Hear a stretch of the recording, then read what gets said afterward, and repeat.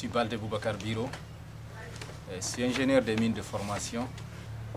J'ai fini mes études en 2011 à l'Institut supérieur de mines et géologie de Bokeh. Depuis lors, je suis au chômage. En 2017, avec les amis, on a décidé de se lancer dans une autre optique afin de mener notre vie. Parce que l'objectif de finir les études, ce n'est pas seulement d'avoir un emploi avec une autre personne, mais c'est de savoir mener sa vie. On s'est lancé dans l'entrepreneuriat. On a suivi des formations avec des institutions dans le cadre de la saponification. On a eu la chance, dès après le début de ce projet, au moment où, bien sûr, on avait besoin d'autres formations et d'appui financier, on était bloqué. On a bénéficié de la formation organisée par Accès CECI, qui a été tenue par Oser Innover. On faisait déjà la saponification, comme je vous l'ai dit, on fait le savon noir amélioré. Une expertise qu'on a reçue des étrangers lors des différents séminaires de formation dans la saponification qu'on a reçus. Ça lutte contre la dépigmentation. Généralement, les femmes chez nous utilisent cette dépigmentation. Beaucoup ont le regret pourquoi ils l'ont fait, mais ils ne peuvent plus abandonner parce que quand ils abandonnent, tu ne peux plus les regarder. C'est une occasion pour eux d'abandonner. Ils vont abandonner et se laver avec ce savon, peut-être c'est pour un mois, c'est fini. Et deuxièmement, ça lutte contre les boutons. Et en plus, je vous précise que tous ces produits ont été analysés au niveau de l'Office national de contrôle qualité à Conakry. C'est du savon liquide, du shampoing pour la toilette. On a des difficultés beaucoup avec ça à cause des emballages. L'emballage que vous voyez, on a deux emballages de 500 ml et 750 ml. On a eu des difficultés pour avoir les emballages chez nous ici. Avec Topaz, ça n'a pas été possible. Donc c'est des emballages qu'on a commandés avec Fumoa à Dakar. Parallèlement à ça, on n'a pas les échantillons pour le savon multi-usage, lavage des véhicules, nettoyage des maisons qu'on fait aussi. Et nous avons les savons morceaux.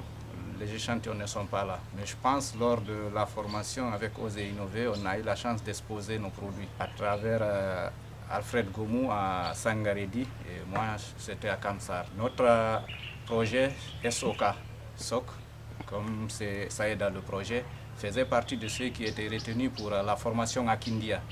Nous avons aussi participé à l'exposition à Bokeh. Malheureusement, la formation nous a beaucoup apporté, mais l'attente qu'on avait aussi, c'était d'avoir un financement. Parce que l'arrêt était avant la formation, à cause du financement. Nous avons des équipements qu'on doit acheter de l'étranger.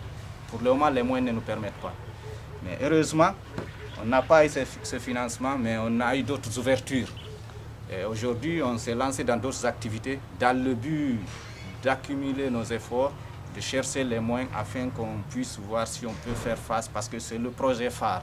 C'est sur ce projet qu'on veut principalement évoluer. Nous avons créé une autre entreprise de logistique et transport dans le cadre de l'assainissement. Parallèlement, on a aussi initié un autre troisième projet dans le cadre de l'exploitation du bois et, comme on vous l'a dit, pour un atelier de soudure.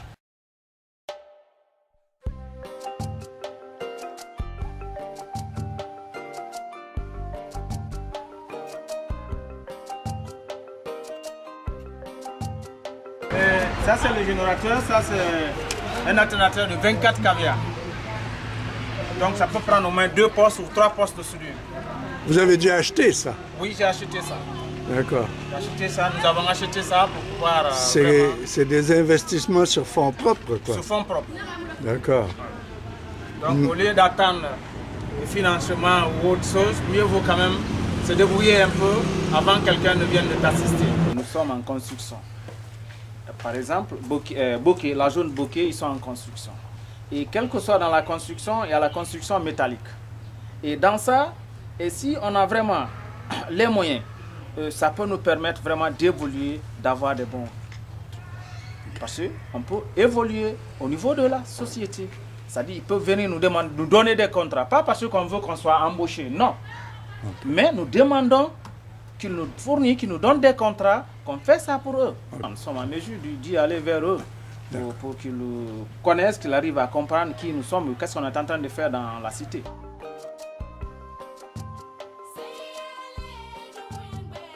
Mon nom c'est Abdourahmane Diallo.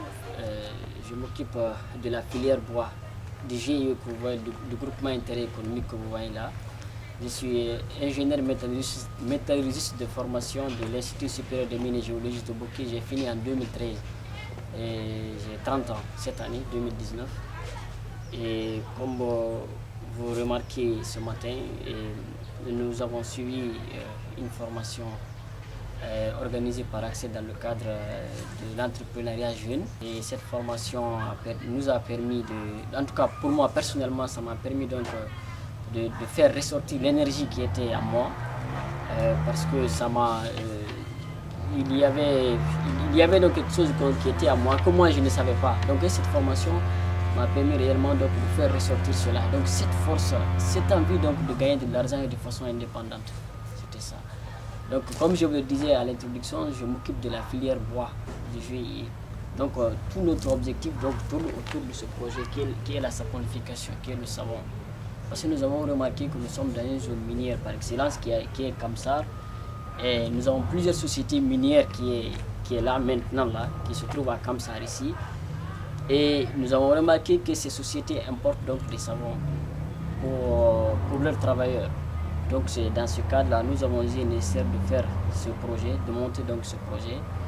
Mais puisque nous n'avions pas les moyens, donc il fallait diversifier les activités pour nous permettre d'atteindre l'objectif final qui est donc ce projet qui est là, qui est donc le savon.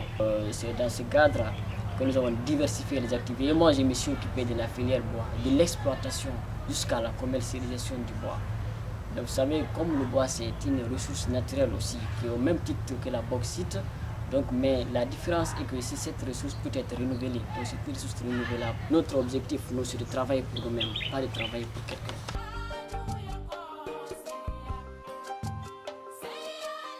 La vision de notre entreprise, comme vient de le dire Abdraman, nous sommes dans un site minier.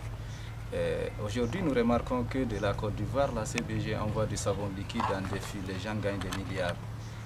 Nous avons eu aussi des formations en Côte d'Ivoire. On a bénéficié d'une formation, on a fait ce savon-là, on l'a appris en Gambie avec des Ghanéens. Il y avait des Ivoiriens, il y avait des Ghanéens, il y avait des Gambiens. Donc c'est un échange. Mais l'objectif principal, c'est d'empêcher cela, que le Guinéen puisse aussi vivre de ses propres produits, qu'on ne soit plus continuellement dépendant des autres. Ce qu'ils peuvent faire, c'est les moyens qui nous manquent, mais nous pouvons aussi le faire.